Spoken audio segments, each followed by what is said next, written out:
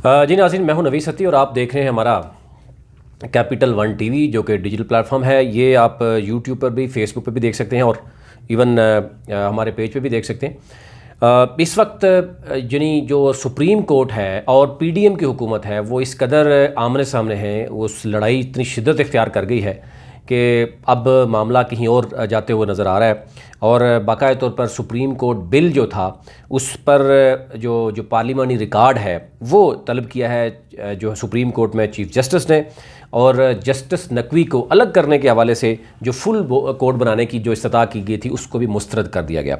और उसके फ़ौरन बाद क्या हुआ कि जनाब आज सुप्रीम कोर्ट से भी ये भी कहा गया चीफ जस्टिस की जानब से कि सियासी लोग इंसाफ नहीं, मनपसंद फ़ैसले चाहते हैं। बहुत ही क्लियरली यानी कैटेगरिकली उन्होंने जो है वो पार्लियामेंट को कहा कि जी ये जो फ़ैसले हो रहे हैं ये मनपसंद फ़ैसले लेने की कोशिश की जा रही है। और उन्होंने कहा जी कि मुझ समेत सुप्रीम कोर्ट के अक्सर जजेस के ख़िलाफ़ शिकायत आती रहती हैं।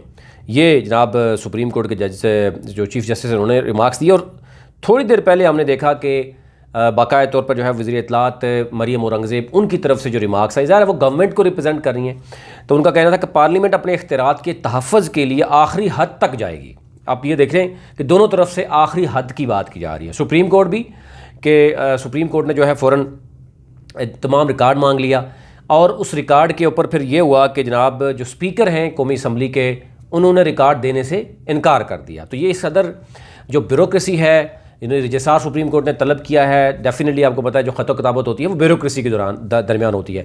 लेकिन क्योंकि सियासतदान जो है वो उनकी लड़ाई शिद्दत इख्तियार कर गई। एक तरफ सुप्रीम कोर्ट जो चीफ जस्टिस हैं उन्होंने पार्लिमानी जो बोर्ड है, पार्लिमानी जो कमेटी है बनाई गई थी या वो बिल बनाया गया था सुप्रीम कोर्ट वाले मामले में, वो मांगा, उसका रिकॉर्ड तलब किया, उसको देने से इनकार कर दिया। तो यानी शिद्दत इस हदर लड़ाई इख्तियार कर गई है।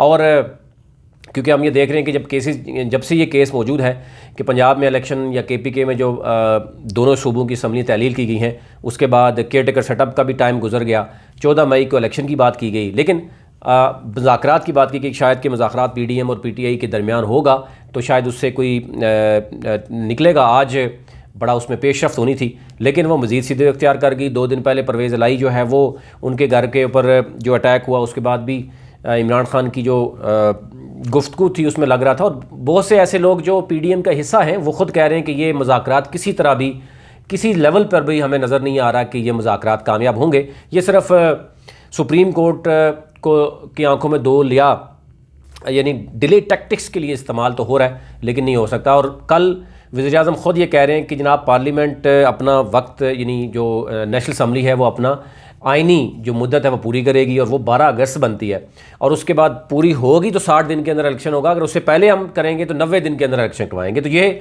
उसके अंदर भी कुछ मामला ऐसे लग रहे हैं कि एक दिन पहले भी अगर वो कर देते तो उनके पास 90 दिन मजीद भी होंगे। तो अब देखना ये होगा किस हद तक जाएंगे।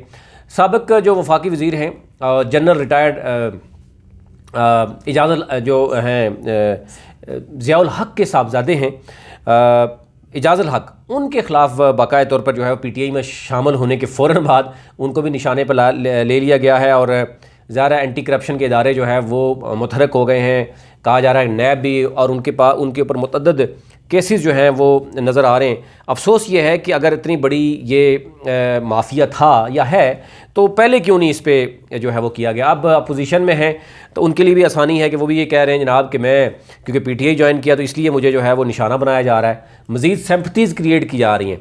और जो कुछ ये बताया जा रहा है, मैं आपको कुछ तफसीलात देता हूँ, उससे अंदाज़ा यही हो रहा है कि इतने बड़ी 5-6 सोसाइटीज़ हैं, उसमें अगर उन्होंने सरकारी ज़मीन को हथियाया और उसके बावजूद अगर कुछ नहीं हो सका, और अब वो पीटीआई में शमूलियत इख्तियार करके उनको एक यानी सेफ पैसेज का मतलब पहले मौजूद था, यानी इंसाफ नहीं मिल रहा था आवाम को, या आवाम के पैसे को इस तरीके से जने के वहाँ पर उसके साथ खेला जा रहा था।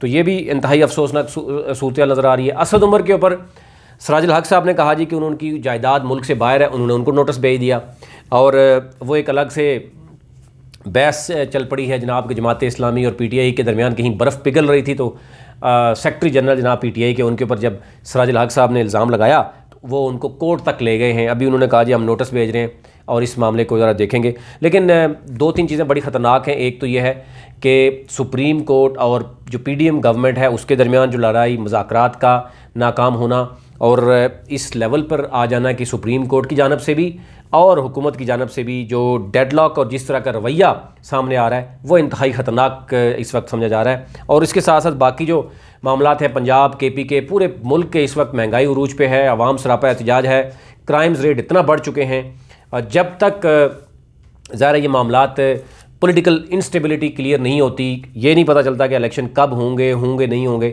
उस वक्त तक ये सिलसिला चलता रहेगा। ये ओवरऑल अभी तक अपडेट थी, अब तक रखनी थी। अपने मुल्क का ख्याल रखिए। चैनल को ज़रूर सब्सक्राइब कीजिए ताकि हर नई आने वाली वीडियो अब तक पहुँच सके।